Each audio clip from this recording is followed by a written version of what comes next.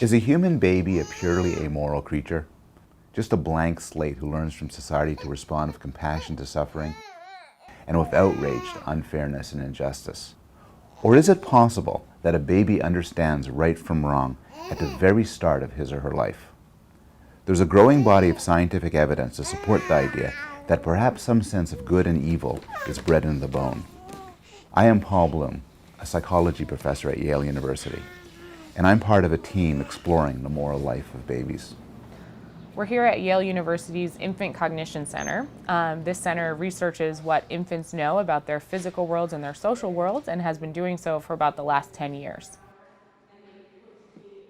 So my work here as a graduate student is what infants understand about people as good people and bad people. Whether a young infant, before they're being taught about these kinds of concepts, could make distinctions like these. All right, so we'll have you sit right here with her and then just scoot her all the way up to the front of the table there. We run puppet shows in the lab.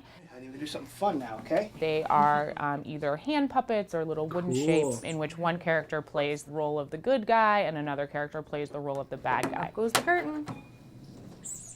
One puppet tries but fails to get to the top of the hill, sort of struggling and falling back down. On alternating trials, we show infants one character who comes and bumps the climbing character up the hill, and down goes the curtain. If you're ready, up goes the curtain. On another trial, we have a character who comes and bumps the character down the hill. Down goes the curtain. And up goes the curtain. Infants see that interaction sort of over and over again, between 6 and 14 times. After they're sort of finished looking at it, when they're nice and bored, we simply ask them to choose between the two characters.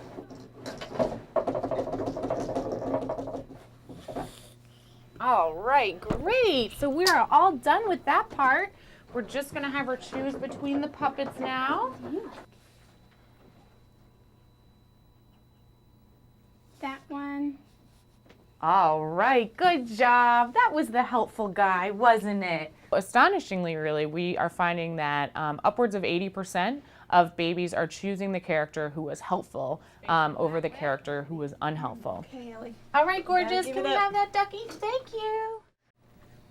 And up goes the In curtain. another of our tests is a character who has a ball, and he plays with his ball sort of happily, and then he drops his ball to one side of the stage or another. At the back of the stage, there are two characters, one of whom runs up when the ball goes over near him, grabs the ball, and gives the ball back to the character who dropped it. On the other hand, the character on the other side of the stage, when he runs up, he grabs the ball and runs off stage with it. So we are just going to have her choose between the puppets now. Hey, which one do you like? That guy? Okay. All right, that was the nice guy. I heard about the concept and I thought it was a really neat idea. We just like to participate in baby science. The girls really enjoy it. It's a lot of fun. To improve our chances of becoming better parents. In another scenario, we show infants a character who tries but fails to open a box. Okay, gorgeous one. Up goes the curtain.